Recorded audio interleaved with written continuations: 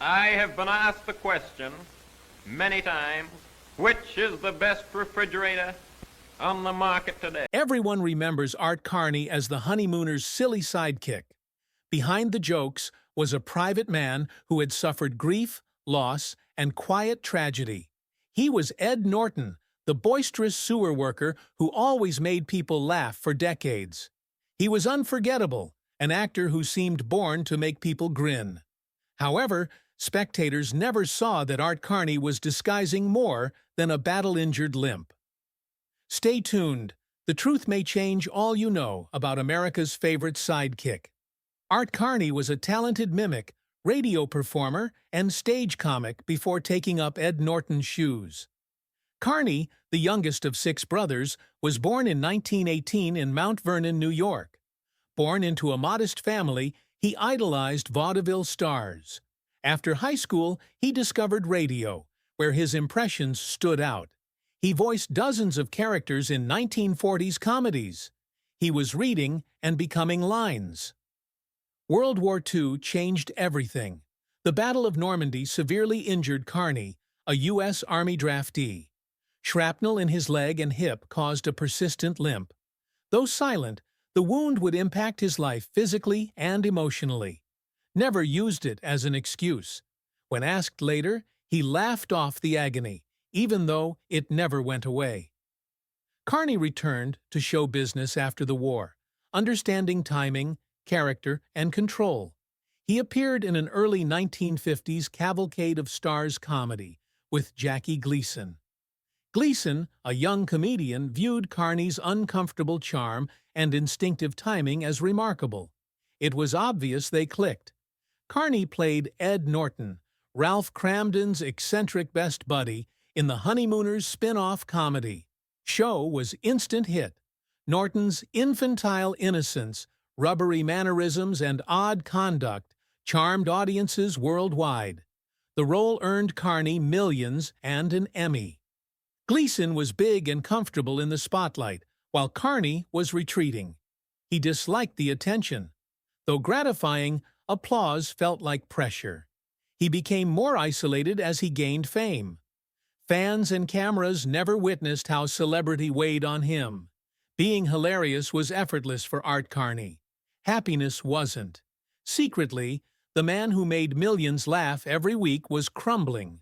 Art Carney's personal life was collapsing quickly as the Honeymooners rose.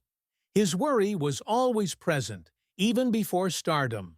With cameras continuously aimed at him and a nation expecting him to be humorous on command, the pressure was overwhelming. Carney drank to flee, not celebrate. Friends and co-workers noticed changes. He might disappear from sets for hours or act bewildered. Some attributed it to stress. Some sensed it was more serious. He struggled with depression before the world had the words or compassion to discuss it. Mental health was routinely ignored. Men in show industry were expected to persevere, grin, and endure. This is what Carney attempted.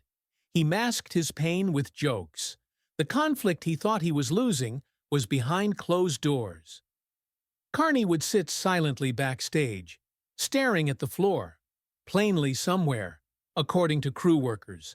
Just trying wasn't enough.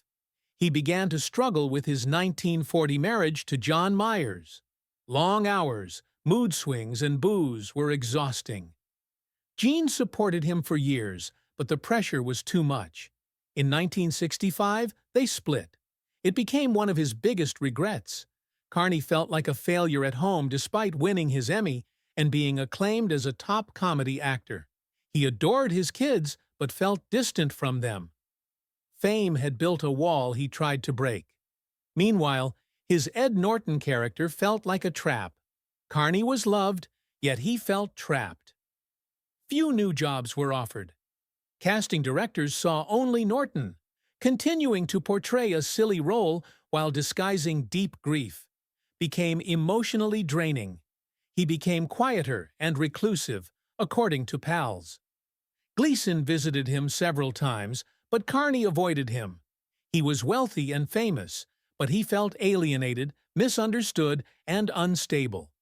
In an interview, he said, "They know Ed Norton, but not me, and I'm not sure they want to." That simple confession revealed more than most thought. Art Carney's TV career declined in the 1960s, but off-camera, darkness increased. He surprised everyone with a comeback when it seemed he may disappear. Art Carney's fame seemed to end for years. He vanished into the background, appearing in infrequent TV movies and plays, but rarely center stage. He was a TV relic.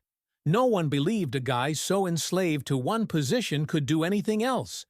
Even Carney doubted. His confidence, direction, and purpose were gone. In 1974, everything altered. A little unusual script appeared on his desk. A peaceful, poignant narrative of an elderly guy who loses his New York apartment and travels the country with his cat.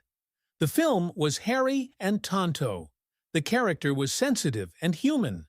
Carney, perhaps seeing something personal in the character's lonely search for meaning, agreed. Expectations were low for the film. It was low budget, sluggish, and nothing like Carney's fast-talking comedy. But his performance was amazing. He played Harry with love, grief, comedy, and an honesty that critics had never seen from him. There was no flash, not loud, it was true. His eyes showed vulnerability and grief, making every moment feel real. Carney saw it as more than a job. It reflected his life, and audiences could tell. The shock followed. Carney received a Best Actor Oscar nomination. He faced giants: Al Pacino for The Godfather. Part 2, Dustin Hoffman for Lenny, Jack Nicholson for Chinatown, and Albert Finney for Murder on the Orient Express. Almost nobody thought he could. On Oscar night, the impossible happened. Art Carney won. The room froze. Carney seemed shocked. Standing to accept the medal, his voice shook. He thanked his wife, family, and peaceful moments for the performance. Like the man, his speech was quick, humble, and heartfelt. One of the biggest Oscar upsets ever, Carney briefly led. Instead of exploiting the win to revive his career, he did something unexpected. He retreated. No major parts or dramatic metamorphosis into a starring guy followed. He kept acting, but in smaller, quieter ventures and on his terms. He seems unconcerned about celebrity in interviews. His award signified something, but not everything. One interviewer wondered if the Oscar reignited him. Carney smiled softly, relieved. Answer says it all. Carney didn't see the Oscar as validation, a conclusion. After the applause faded down, he quietly returned to his desired life, away from Hollywood. But life was still trying him. The world watched Art Carney after his Oscar win. He chose to avoid celebrity rather than pursue it. He left Hollywood for a peaceful home in Westbrook, Connecticut. Few understood his primarily private life there. He appeared in occasional films and TV shows in the 1980s and early 1990s, always under the radar. He rarely interviewed. He declined fame-boosting propositions. Not bitterness, it was choice. Carney found solace in solitude. He carried an invisible weight, pain that he rarely spoke about, even to his closest friends. One of his biggest burdens was developing estrangement from his children. The emotional distance between his family and career was substantial, even if he never left them. Over the years, his son Brian battled demons Carney may have recognized. According to family friends, Carney often blamed himself, wondering if his absence and inner battles had affected his children. Though he had trouble speaking, he sent meaningful messages or gifts. The 2009 death of Brian Carney at 60 was tragic. Art died 6 years earlier in 2003, but family members said Brian's tragedy threw a fresh tragic shadow over his father's legacy. Posthumous child loss seemed to match Carney's silent anguish that characterized his later life. After Brian's death, some fans re-examined Art's life, realizing how much it had been shaped by loss. In his later years, Carney rarely left home. He avoided the media, industry events, and Honeymooners' major anniversary festivities. He was distanced from Hollywood, past co-stars, and lifelong friends. Once his closest professional collaborator, Jackie Gleason, died in 1987. In the late 1990s, Carney seemed content to fade. He liked feeding birds in his lawn, gardening, and reading by the window. The little conveniences became his universe. That was enough for a former global star. This makes his retreat more poignant. No one forgot Carney. Letters from fans continued. Nightly Honeymooners reruns. However, the man who made millions laugh spent his final years in near silence with his wife, family, and memories of a grander life. When it ended, it was quieter than expected. Almost too quiet.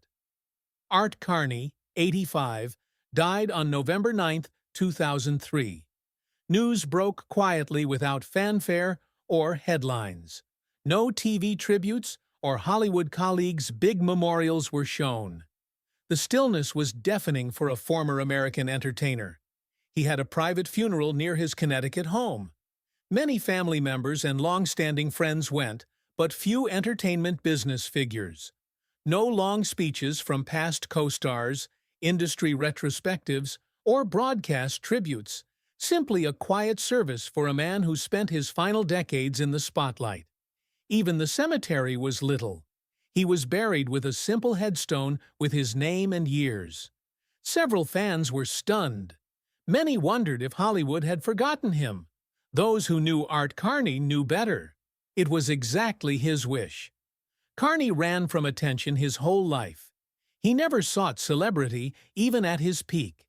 He always liked simplicity. That was his final decision. Peace without crimson carpets or flashing cameras. Jean, his wife, stated he died peacefully and had accepted everything. The absence of public recognition created concerns. Why was the industry quiet? Was Carney's lengthy distance to blame? That he had disappeared? Was it anything more? An unsettling warning that even legends can be forgotten if they stop playing? Smaller tributes appeared years later. Internet forum fans, classic TV fans, and a few modern comedians began rediscovering Carney's work, recognizing how much his timing, physical comedy, and honesty had inspired them. Never had he to shout or command attention. He needed just be present. Then you couldn't look away from him. Though his legacy slowly returned, melancholy persisted. Art Carney made the world laugh, but he disappeared in his final chapter. However, his discreet departure raised one issue. What did Carney wish to be remembered for? Art Carney only gave a few interviews before his death. He declined most requests, shunned reunion specials, and rarely discussed his former roles. Whenever he spoke, it was serious, reflective, and humble. He never sounded like a legend. Instead, he spoke like a lucky and possibly overwhelmed writer. Carney stated, "I am not a performer. I react. I react to others." That line revealed his worldview more than most. He never saw himself as famous. He saw himself as a partner who helped others shine. From Jackie Gleason screaming to a tragic character that required finesse, Carney discovered magic in restraint. That humility was rare in an ego-driven industry. Later in life, he hardly mentioned the newlyweds, though he admits it changed his life. He never relished rehashing the past. He skipped conventions, anniversaries, and awards. Carney always thought applause was too much. He carried the expectations, pressure to always be on, and concern that people only loved the character and not the guy long after the cameras stopped rolling. "Fame is a sunny storm," he said. "It begins brightly but might blind." He no longer wanted to be blinded, yet his impact continued. Robin Williams and Jim Carrey were inspired by Carney's physical comedy. Writers and producers complimented his ability to give ludicrous characters emotion. Fans who grew up watching Ed Norton stumble across the screen never forgot him. Yes, they remembered laughter. More stories about his gentle compassion, dedication to friends, and refusal to let celebrity define him painted a different picture. Art Carney didn't desire fame. He wanted to be remembered as a kind man, a respectable husband, a loving parent, and a modest artisan who did his job well. His departure was due to that. Even in a business that wants the spotlight, he left the stage before the curtain fell. His life was full and true. No masks, no games, just honesty. So Art Carney didn't only play a humble man, he lived one. Ed Norton says Art Carney made people laugh his whole life. He became a TV icon. His story was far more complicated behind the scenes. Physical agony, private demons, and fame weighed him down. He left when the spotlight got too bright. Out of quiet strength, not defeat. He avoided headlines. He never reinvented himself to keep current. He let his work speak. From his radio debut to his improbable Academy Award win, Carney proved that talent does not need to shout. It just arrives, performs, and leaves a lasting impression longer than a standing ovation. That may be his greatest legacy. Art Carney shown that famous people can be modest, that millions can be happy while carrying unnoticed anguish, that remembering doesn't require volume. Just be honest. Celebrities frequently burn out or dissipate, but Art Carney did something uncommon. He gracefully exited the spotlight, lived on his own terms, and left a legacy that inspires today. Instead of demanding attention, he earned it. Remember the guy behind the chuckle when you watch Ed Norton on screen with his lopsided smile